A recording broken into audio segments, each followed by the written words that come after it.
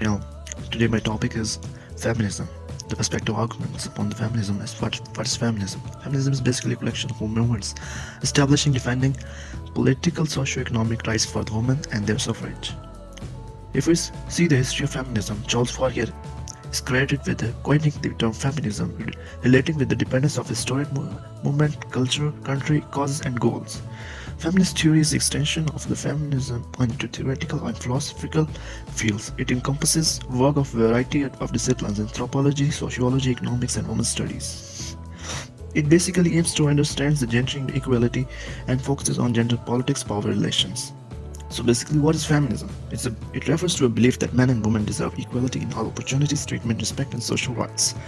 If we see the history of and the perspective that how feminism, theory of feminism, and the movement of feminism evolved, then we can see three movements that will be later explained. First of all, I'll discuss the major aspects in short. The first wave is described towards the suffrage of women. The second wave is described towards the inequality of laws, the cultural inequality, and the role of women in society. And the third wave deals with the continuation of the second wave and response to the perceived failures that were happening while processing the second wave. Now we can see the history in detail that how Charles Fourier coined this term. He believed in that all the important jobs should be open to the women on the basis of their skills and aptitude rather than closed on the account of their gender. How the coinage of the word, how it comes to Great Britain and the United States.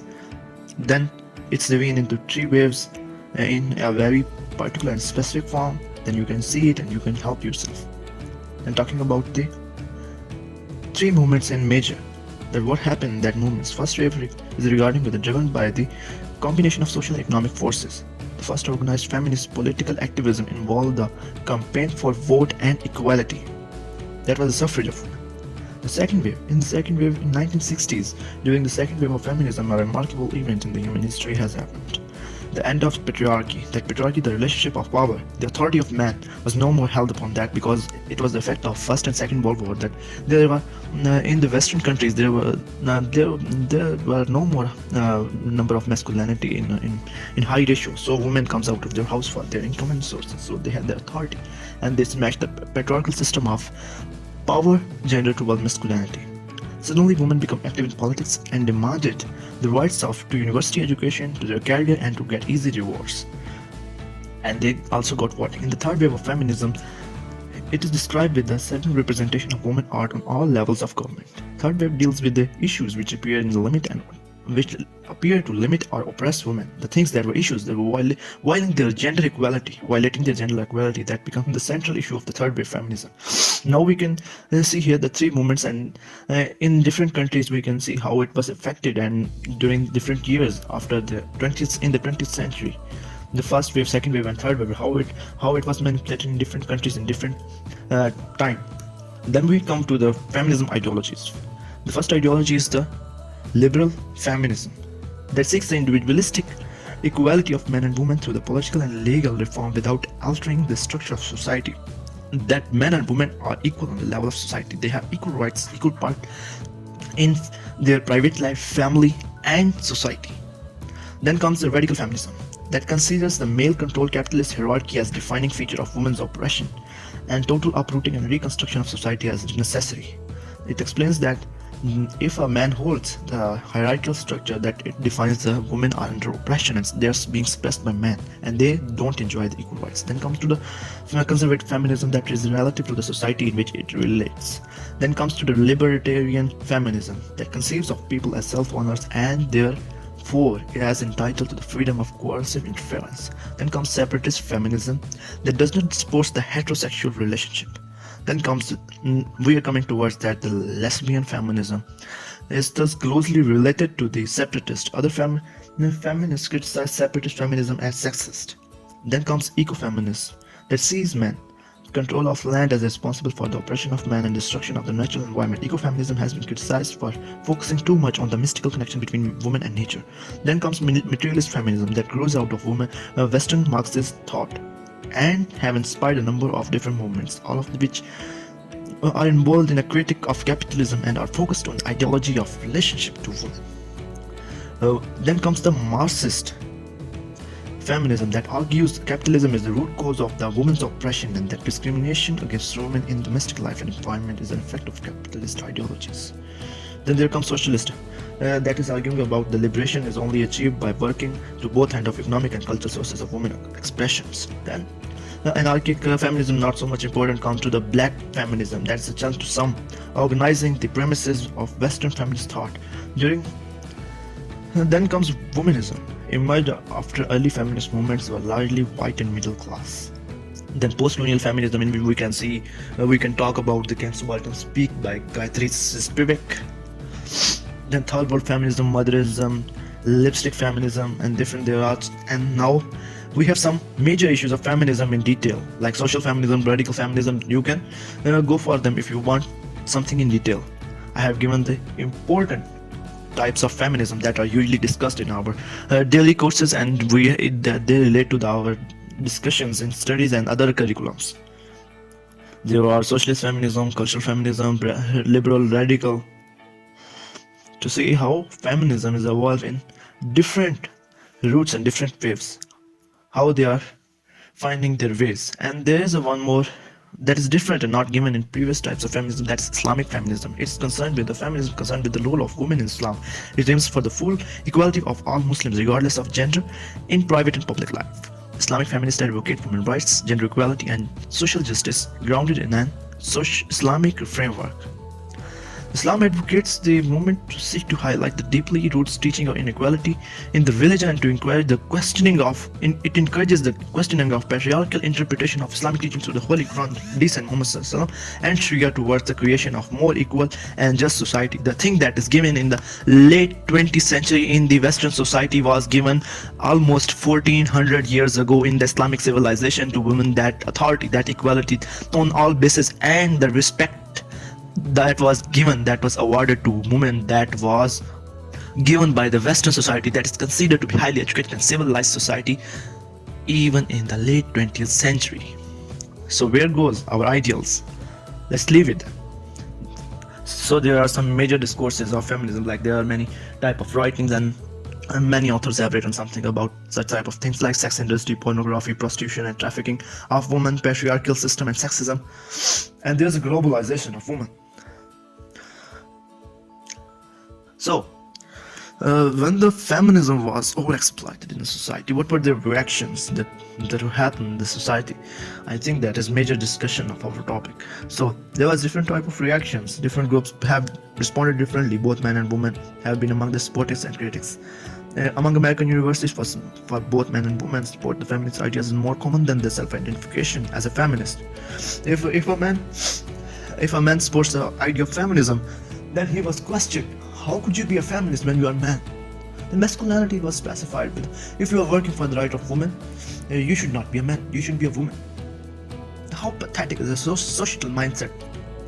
So the first reaction was the pro-feminism, that's support to the feminism without implying that the supporter is a member of feminist movement. Then there was anti-feminism, there is the opposition to feminism in some or all its form. Pro-feminism was trusting on it and implying being a supporter of that. And the anti-feminism was against the feminism in some and all of its forms. In 19th century, feminism was mainly focused on opposition to women's suffrage. Later opponents of women's entry into institutions of higher learning argued that education was too great to physical burden of one woman. So now there's her story. That's not so much important. Let's come to feminist movement and ideologies. Many overlapping movements and ideologies have been developed over the years, and they have been discussed, like feminism, conservatism that I have discussed earlier, and there was focus on the environment and relation of women towards nature and society, and how it can be helpful towards seeking its own features and characteristics and rights in society. How can it develop itself? Then there comes liberal feminism, seeking individualistic equality. Like I say, it is very important. I have discussed it earlier in 2 or 3 places. It's seeking individualistic equality of men and women through political and legal reform without altering the structure of society. See, what is that? What is feminism? Saying no to boys being boys. Oh, I need feminism because I shouldn't have to tell the guys that I have a boyfriend in order for them to leave me alone. Then there are some major works like Octavia Butler, award-winning feminist science fiction author. Why you say? Butler was one of the best-known women in the field. In 1995, she became the first science fiction writer to receive the MacArthur Fellowship, nicknamed the Genius Grant. In the literature, she said the feminist movement produced both feminist fiction and non-fiction, created new interest in women writing. We can see in Pakistan. Many of us think that feminism and the movement are recent phenomena in Pakistan. That's not the ego. Pakistan is an Islamic state and we give more rights to women. We respect, we honor. We have different levels, even that is a being a mother, daughter, sister, wife. We have different rights given to her that were awarded even before the bringing of Pakistan into being. That relates to our religion, our social responsibility, our culture, our culture, religion that were existing before the existence of Pakistan, and our history. You can see how we, on the global level, we can see there are some statistics we have done on the women global status. Majority of 1.5 billion people living in the world living on $1 per day or less for women. In most countries, voting right have only been awarded to women. In the last 30 years, that is so much true. And women was invited to vote in Pakistan when the Pakistan was came into being. Next is 50% of the world's lawmaker are female. That the people in lawsuits are 50% are female. That was the calculation of 2003 in our most civilized society. Men in US 71% computer scientists, they are men. 74% doctors, male. 64% are college professors, 77% are architects, 90% of engineers. We can see a lot of females. If we can count the population of women in our world, that would be much higher than that of male. But if we see the places in the higher society, in the education, in the administration, and relating with the social and national background, then it relates with the male power, masculinity. In Ethiopia, women and girls are viewed as a property of male family members who may exchange them as they wish. Handing over girls and women to rival partners for settling conflicts, that is a previous status of whole civilization. And if they think they are only held in Pakistan and Afghanistan, then they should see the history of the Mughal emperors. They were awarded by the West. We know something about the East India Company, that how it prevailed in the other countries. It rewarded emperors of other countries with their own girls and the settlement of their rule on the other countries. And when it comes to our nation, it is so much pathetic. The World Health Organization reports that 40 to 70% of women murdered in US, Canada, Australia and Israel were killed by their husband and male power. That is the real ratio of the most civilized countries of the world. Now, feminism in Pakistan is affected by the role of media and the impact of West. What was the role given? What was the role associated? How she was made a queen in our society, and how Western media and impact of West try to westernize in the name of modernization, and they want to change. Impact of West, talking about. The West didn't export it to us. That is the weakness of our society, that we prevail their system, that we think the westernization is the modernization. It is not a Yahudiyon ki sazish. If a guy earns first family. Then come toward the feminism in Pakistan. There is one lady, Khalida Prohi, a young Pakistani activist. What is she talking about? She says that I told my father, not doing this work would kill me. Doing this work will keep me alive, let me go. Then comes the Shirley Chisholm. She says that the emotional, sexual and psychological stereotyping of females began when the doctor says it's a girl.